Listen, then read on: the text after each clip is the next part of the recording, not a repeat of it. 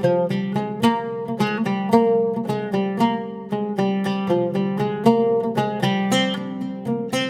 இன்னைக்கு எல்லாருக்கும் ரொம்ப ரொம்ப பிடிச்சமான பட்டர் க்ரீம் பன் எப்படி செய்யறதுன்னு பார்க்க போகிறோம்.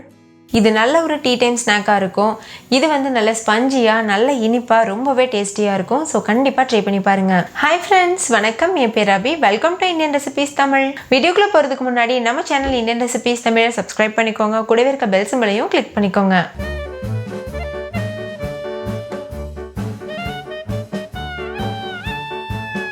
ஃபர்ஸ்ட் இந்த ரெசிபி பண்ணுறதுக்கு ஒரு மிக்சிங் பவுல் எடுத்துக்கோங்க. அதில் 1 கப் அளவுக்கு வெதுவெதுப்பான பால் சேர்த்துக்கோங்க. நான் சேர்த்துருக்கிறது காய்ச்சின பால். நீங்கள் பாலுக்கு பதிலாக தண்ணி கூட யூஸ் பண்ணலாம். ஆனால் பால் சேர்த்து பண்ணும்போது தான் சுவை ரொம்ப சூப்பராக இருக்கும். இது கூடவே 1/4 கப் அளவுக்கு சர்க்கரை சேர்த்துக்கோங்க. ஸ்வீட்னஸ் நல்லா சாப்பிடுவீங்கன்னா 1/2 கப் அளவுக்கு கூட சேர்த்துக்கலாம். கிட்டத்தட்ட 3 டேபிள் ஸ்பூன் அளவுக்கு இருக்கும் இந்த சர்க்கரை. பால் வந்து கண்டிப்பாக வெதுவெதுப்பான சூடில் தான் இருக்கணும். அப்போ தான் ஈஸ்ட் நல்லா பொங்கி வரும். நம்ம குழந்தைங்களுக்கெலாம் பால் தருவோம்ல, அந்த மாதிரி கை பொறுக்கிற சூட்டில் இருக்கணும். இது கூடவே 1 டீஸ்பூன் அளவுக்கு ஈஸ்ட்டு சேர்த்துக்கோங்க. நான் யூஸ் பண்ணியிருக்கிறது இன்ஸ்டன்ட் ஈஸ்ட். இது நல்லா மிக்ஸ் பண்ணிக்கோங்க. குவாலிட்டியான ஈஸ்ட் யூஸ் பண்ணிக்கோங்க. அப்போ தான் வந்து பன் சாப்பிடும்போது ஈஸ்டோடைய வாசனை தெரியாது.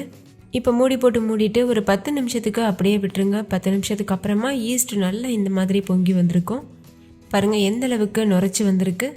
இது வந்து பெர்ஃபெக்டான கன்சிஸ்டன்சி. இந்த ஸ்டேஜில் நம்ம மாவு மற்ற பொருட்கள்லாம் சேர்த்து மிக்ஸ் பண்ண ஆரம்பிச்சிடணும். இது கூட 1 டீஸ்பூன் உப்பு சேர்த்துக்கோங்க. கூடவே 1/4 கப் அளவுக்கு எண்ணெய் சேர்த்துக்கோங்க. நான் ரிஃபைண்ட் ஆயில் யூஸ் பண்ணியிருக்கேன். 1 டீஸ்பூன் வெனிலா எசன்ஸ், 1 முட்டை இதெல்லாம் சேர்த்துக்கோங்க. சேர்த்துட்டு ஒரு விஸ்க் வச்சுட்டு நல்லா மிக்ஸ் பண்ணிடுங்க. முட்டை வந்து ஃப்ரிட்ஜில் எடுத்து அப்படியே சேர்க்கக்கூடாது. ரூம் டெம்பரேச்சருக்கு வந்ததுக்கப்புறம் தான் முட்டையை நீங்கள் சேர்க்கணும்.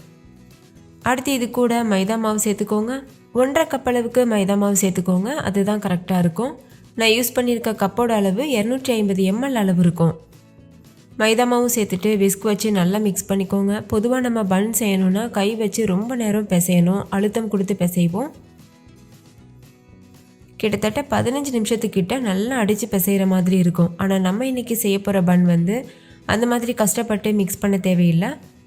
இது போல் விஸ்க் வச்சுட்டு கட்டிகள் இல்லாமல் கலந்துட்டால் போதும். நம்மளுக்கு வந்து ஈஸியாக பன் தயாராகிடும். ஸோ இது முக்கியமாக பிகினர்ஸ்க்கு ரொம்ப யூஸ்ஃபுல்லாக இருக்கும். இப்போ பாருங்கள் கட்டிகள் இல்லாமல் நல்லா மிக்ஸ் பண்ணியாச்சு. இப்போ மூடி போட்டு மூடிட்டு 2 மணி நேரத்துலேருந்து 3 மணி நேரம் வரைக்கும் அப்படியே வச்சுருங்க. உங்களுடைய ரூம் டெம்பரேச்சர் பொறுத்து இந்த மாதிரி பொங்கி வர்றதுக்கான நேரம் வந்து மாறுபடலாம். எனக்கு வந்து 2 மணி நேரம் கிட்ட ஆயிருக்கு இந்த அளவுக்கு பொங்கி வர்றதுக்கு. மாவு எவ்வளோ பொங்கி வந்திருக்கு பாருங்கள். இப்போ ஓரங்களை எடுத்து விட்டுட்டு இந்த மாதிரி நல்லா மிக்ஸ் பண்ணிக்கோங்க. ஒரு ஸ்பேச்சுலா வச்சு இல்லை ஒரு ஸ்பூன் வச்சுட்டு கூட நீங்கள் கலந்துக்கலாம். ரொம்ப குளிர்காலமாக இருந்ததுன்னா 4 மணி நேரம் கூட ஆகும் இந்த அளவுக்கு பொங்கி வர்றதுக்கு. இப்போ நம்ம இதிலேருந்து பன் செய்ய ஆரம்பிச்சிடலாம். அதுக்கு எண்ணெயை நல்லா சூடு பண்ணிக்கோங்க. சூடு பண்ணிவிட்டு ஒரு குழிக்கரண்டியில் இது போல் மாவு எடுத்துக்கோங்க. எடுத்துகிட்டு அப்படியே நம்ம டீப் ஃப்ரை பண்ண போகிறோம். இப்போ பாருங்கள் எண்ணெய் நல்லா சூடாக இருக்குது. அது உள்ளே வந்து இந்த மாதிரி ஒரு குழிக்கரண்டி போட்டு வச்சுக்கோங்க. ஒரு 2 நிமிஷத்துக்கு இந்த குழிக்கரண்டி நல்லா சூடாகட்டும். குழிக்கரண்டி சூடானதுக்கப்புறம் தான் நம்ம வந்து பன் செய்ய ஸ்டார்ட் பண்ணணும். இது எதுக்காக பண்ணுறோன்னா அப்போ தான் பன் போலவே ஷேப் கிடைக்கும். இல்லைனா மாவு வந்து நம்ம தண்ணியாக தானே செஞ்சுருக்கோம். அதை நம்ம அப்படியே வந்து விடும்போது எண்ணெயில் அது கரெக்டான ஷேப்க்கு வராது. அதனால் இது போல் ஒரு குழிக்கரண்டியில் விட்டுட்டு அதுக்கப்புறமா ஒரு 2 நிமிஷம் கழித்து நீங்கள் வந்து எண்ணெயில் சேர்த்துடலாம். இப்போ பாருங்கள் இந்த எண்ணெயில் இது போல் காமிச்சிக்கோங்க. இந்த பன்னுக்கு மேலே சூடான எண்ணெயை நம்ம தெளித்து விடணும். வேறு ஒரு கரண்டி வச்சு நல்லா இது போல் எண்ணெயை தெளித்து விட்டுக்கோங்க. இப்போ நம்ம எண்ணெயில் இதை சேர்த்துடலாம்.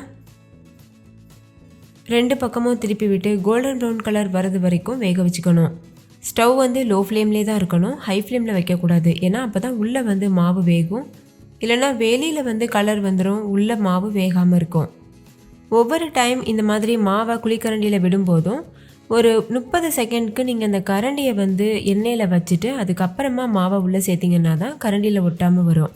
நம்ம அச்சு முறுக்கெலாம் செய்வோம்ல அந்த மாதிரி எண்ணெய் இது போல் தெளித்து விட்டு தான் செய்யணும். அப்போ தான் சீக்கிரமாகவே அந்த பன் வந்து அந்த கரண்டியை விட்டு வெளியில் வரும். நீங்களே பாருங்கள் எவ்வளோ சுலபமாக அந்த கரண்டியை விட்டு அந்த பன் வெளியில் வந்திருக்கு.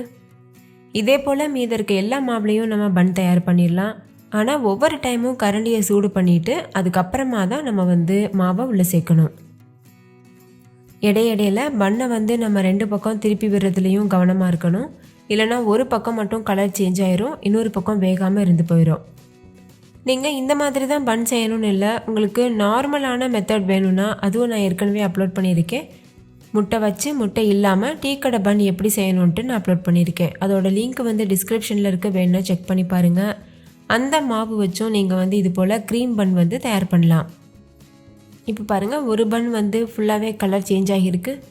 இந்த ஸ்டேஜில் நம்ம வெளியில் எடுத்துடலாம். இதை இப்படியே கூட சாப்பிடலாம், ரொம்ப ரொம்ப டேஸ்டியாக இருக்கும். ஆனால் நம்ம இன்றைக்கி வந்து பட்டர் க்ரீம் பண்ண போகிறதுனால அதை அப்ளை பண்ணிவிட்டு சாப்பிட்லாம், அது இன்னுமே ரொம்ப டேஸ்டியாக இருக்கும். ஓகே, இதே போல் மீதி இருக்க எல்லா மாவுலேயும் நம்ம பன் செஞ்சு வச்சுட்டு அதுக்கப்புறமா க்ரீம் தயார் பண்ணலாம். க்ரீம் பண்ணுறதுக்கு 1 கப் அளவுக்கு பட்டர் எடுத்துக்கோங்க. பட்டர் வந்து ரூம் டெம்பரேச்சரில் இருக்கணும், நல்லா சாஃப்டாக இருக்கணும். எந்த கப்பில் பட்டர் எடுக்கிறீங்களோ அதே கப்பில் அரை கப் அளவுக்கு சுகர் பவுடர் சேர்த்துக்கோங்க. அதாவது வெள்ளை சர்க்கரையை மிக்ஸி ஜாரில் போட்டு ஃபைன் பவுடரை அரைச்சிட்டு இது கூட சேர்த்துக்கோங்க. சேர்த்துட்டு ஒரு விஸ்க் வச்சு நல்லா மிக்ஸ் பண்ணிக்கோங்க. பட்டர் வந்து ரூம் டெம்பரேச்சரில் இருந்தால் தான் இது போல் நம்ம மிக்ஸ் பண்ணும்போது ஈஸியாக மிக்ஸ் பண்ண முடியும். நல்ல ஒரு க்ரீமியான கன்சிஸ்டன்சி வரது வரைக்கும் நல்லா மிக்ஸ் பண்ணிக்கோங்க. ரொம்ப நேரம் பீட் பண்ணணும்னு அவசியம் இல்லை. இந்த பட்டரும் சர்க்கரையும் நல்லா மிக்ஸ் ஆகிறது அளவுக்கு மிக்ஸ் பண்ணினா போதும். நீங்கள் உடனே சாப்பிட்டு முடிக்க போகிறீங்கன்னா சுகர் பவுடர் மட்டும் சேர்த்தா போதும். ரொம்ப நேரம் வச்சுருந்து சாப்பிட்ணுன்னா ஐஷிங் சுகர் சேர்த்திங்கன்னா தான் அது ரொம்ப நேரத்துக்கு அந்த க்ரீம் வந்து ஸ்டேபிளாக இருக்கும். அவ்வளோதான், க்ரீம் வந்து பெர்ஃபெக்டான கன்சிஸ்டன்சிக்கு தயாராகிருச்சு. இப்போ இந்த பன்னில் நம்ம வந்து க்ரீமை ஸ்டஃப் பண்ணிவிட்டு சர்வ் பண்ணிடலாம். பன் வந்து நல்லா ஆறி இருக்கணும், கொஞ்சம் கூட சூடு இருக்கக்கூடாது. அப்போ தான் பன்னில் நம்ம க்ரீம் ஸ்டஃப் பண்ணும்போது க்ரீம் உருகாமல் இருக்கும். இந்த மாதிரி கத்தி வச்சுட்டு கட் பண்ணிக்கோங்க. 2 பாதியாக கட் பண்ணிடக்கூடாது. பாருங்கள், இந்த மாதிரி கட் பண்ணிக்கோங்க. கட் பண்ணதுக்கப்புறமா அது உள்ளே உங்களுக்கு எவ்வளோ க்ரீம் வேணுமோ அவ்வளோத்துக்கு வச்சுட்டு நம்ம இதை க்ளோஸ் பண்ணிடலாம். அவ்வளோதான், டேஸ்டியான க்ரீம் பன் சூப்பராக தயாராகிருச்சு. இதே போல் இன்னொரு பன்னுக்கு நான் செஞ்சு காமிக்கிறேன். இந்த மாதிரி கட் பண்ணிக்கோங்க. கட் பண்ணதுக்கப்புறமா நம்மளுக்கு எவ்வளோ வேணுமோ அவ்வளோத்துக்கு க்ரீம் வச்சுக்கலாம். நம்ம கடைகள்லாம் வாங்கும்போது கம்மியாக தான் க்ரீம் இருக்கும். ஆனால் நம்ம வீட்டில் பண்ணும்போது நம்ம இஷ்டம் போல் க்ரீம் வச்சு வேணுன்ற அளவுக்கு வச்சுட்டு சாப்பிட்டுக்கலாம். ஓகே, நீங்களும் கண்டிப்பாக இதே மெத்தடில் ட்ரை பண்ணுங்கள். குட்டீஸ்லேருந்து பெரியவங்க வரைக்கும் விருப்பப்பட்டு கேட்டு வாங்கி சாப்பிடுவாங்க.